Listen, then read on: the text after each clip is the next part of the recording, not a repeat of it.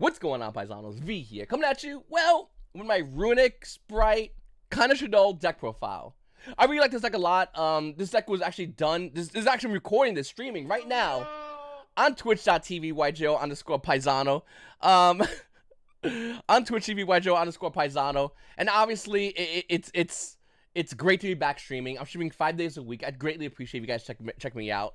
I'm going to show you this deck. This deck is kind of insane. Like, it's really, really nice. I actually had a lot of fun playing it. I'm more likely going to be playing this deck again, so if you want to see this deck in action, make sure to check me out on Twitch. Once again, links will be down below. This deck is insane. So, it's, I believe, 42, which I don't like. I like 40, but 42 is alright. We're going to start off with the Spright portion of the deck. You have your 3 Spright blues. You got your 3 Spright jet, 1 red, 1 carrot. And then for other cards, we have Gale Doggerel. I'll explain this more in a second. Cap Shell. This should be Imperium. I don't have Imperium, so we're using Cap Shell. It works, but Imperium is really better. And then 3 Nibiru. So I'm not a big fan of playing a lot of hand traps this format. I feel like cards like Nibiru are the best cards to check your opponent. If you're playing against Telements, Nibiru is gonna be the card to check your opponent. So that's why I feel so confident playing this card. Then we have 3 Runick Tip, 3 Runick Destruction, 3 Runick Flashing Fires, 3 Runick Freezing Chain. So 3 of all the super rares, basically, and ultra red tip. 2 Fountain. I only have 2 Fountain. I'm going to be getting a 3rd Fountain soon, so don't worry about that. I don't know where I'm going to fit it in the deck, but I would like to ideally play 3 Fountains. Yeah, Runicks are so good. Then we have 3 Runick Slumbers and 1 Runick Dispelling. So I want some Runick cards that allowed me, in the case of Runick Slumber, to play and activate and proc on my turn, and Slumber is that card. Going second, the rest of these cards are just better than Slumber, but if you're going first and you want to proc your Runick and start getting value, you definitely want to get that Slumber popped off. And I just want to test out Dispelling today. I didn't get a chance to really use it as much, but ideally, it's not that bad. Then we have, for other spells, we have 3 Pseudopolys, 1 Spright Smasher, 1 Starter, 1 Spright Gamma Burst. So this card's insane. In this deck, you don't get that many battle phases, so when you do get a battle phase, you're going to want to make sure that it's going to be for lethal. And Gamma Burst is how you do it. We play only 1 starter because, obviously, with Gale Dogger, we don't have much life points, so we're only going to be able to get one of these off. Smashers, obviously, is the ideal card you want to end your turn with, but Gamma Burst is how you want to end the game. So this catches a lot of players off guard. You just go, battle phase, swing, damage step, Gamma. You bring Gamma out, everything gets 1400 extra attack, and that ideally will end the game for you. You want to control the game turn 1, and by turn 2, you're trying to at least go for that battle phase. If you can't get it, set up for turn 3, but lock that board down. Then we have Call by the Grave, and 3 Infinite Permanents. So, once again, I know Nibiru, I said, was like the best hand trap, but Impermanent's really good against Kick Kalos. It's really good against Sprites if you know what to hit. I'll show you what to hit in a second. But this card's really good in general, so that's why I decided to keep this card in as well. And my last card is Shaddoll Schism. Once again, this is how you do it. You lock them out, you choke them out, and then you win. That's simple.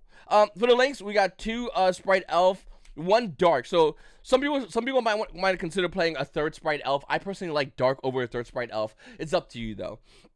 1 IP Masquerena and 1 Mech-Knight Crusader Aramax.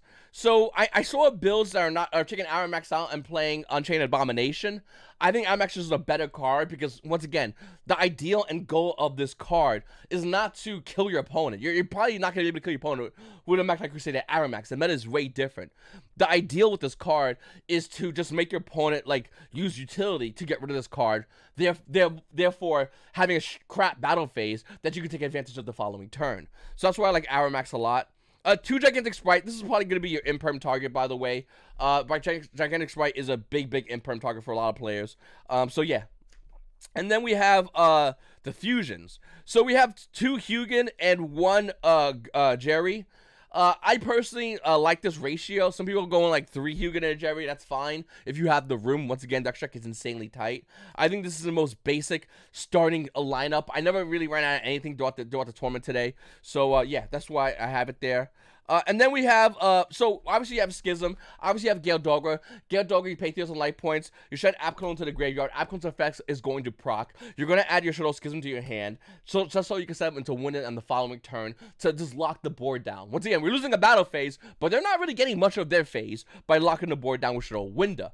And when we go Aramax into an IP, they can't really breathe as much. And once again, part of the combo line ends with like Spright Red, Spright Carrot, so they're not going to be able to do much as you lock the board down. You have to time this, by the way. You don't want to shotgun this.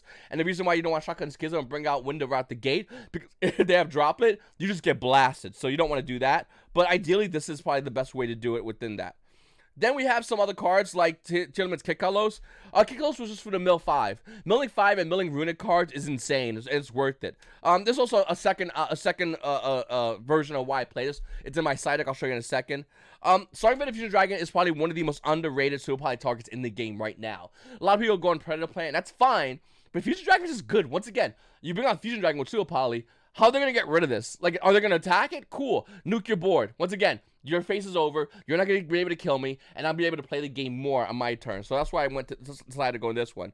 And Garura, because super poly targets. Also, if you need to, you can send it and draw a card. I'm not a big fan of that. I did do it once today, but once again, I'm not a huge fan of that. So that's the side deck. Then we're going to go into the extract. Then we're going to go into the side deck. Go through Winter Cherries. So once again, if you're playing against T-Elements, guess what? We'll just hit Kikalos. Simple. So there's that weird duality where, like, if we do play against those decks, we have Kikalos. Ideally, we're not gonna send Kikalos first turn in the graveyard. We're gonna have a very moderate board. We're probably gonna try to end with just Aramax. So the minute we see a second summon, we go Super Winter Cherries. Ideally, or if we draw this against them going second, once again, it's a great card to go against them. So that's why I like Super Winter Cherries. D-Shifter, once again, great card against T-Elements. Even in certain mirror matches, I'm not a big fan of this card, but it does once again slow the game state down, which ideally we want to do. Red Resonator in time. We did win in time once today, so you know, there you go. So 3 Twin Twists. We don't have life points. We can't play Cosmic Cyclone. So we got a couple of options. Lightning Storm. Well, if we do Lightning Storm, then our turn 1 has to matter. And our turn 1 doesn't really matter because we're skipping a battle phase, so we can't use that. So you have MST Twin Twisters. I decided to go with Twin Twisters. You activate this, send a Runic card, and if you get the proc your other Runic card, you're going to be able to get 2. That's my idea behind this. 2 Mistaken Arrest. We draw so many cards in the first turn, there's a good chance we're going to see this card. This card's just a better version of Draw a Lockbird. And you don't want to draw it like... You don't want to draw it going first. Ideally, you want to really play around it, so there's that. And then 3 Solemn Judgments. Once again, a lot of people playing Dark Ruler No More, Forbidden Droplet, and those kind of cards you really want to stop, and Judgment's the best way to stop it. Also, since you play a lot of life points with Gale Dogra, it doesn't really matter what you do as far as a Judgment, because yeah, you'll be lower in life points, but you'll stop a card that will ideally get your board cleaned out. So that's why Judgment is one of the best ways to stop it. So, once again, this is Runick Spright Shaddoll, whatever you want to call it. I really like this deck list a lot. I didn't think I was going to have much fun with it as much as I did today, but it ran smooth, like insanely smooth. And if you have the cards, I definitely recommend you guys check this out. Once again, I'm streaming this deck list probably today on Twitch TV, YGOPaisano. I'd greatly appreciate you guys checking me out and see the deck in action. This is your boy V, and you guys also have a great day.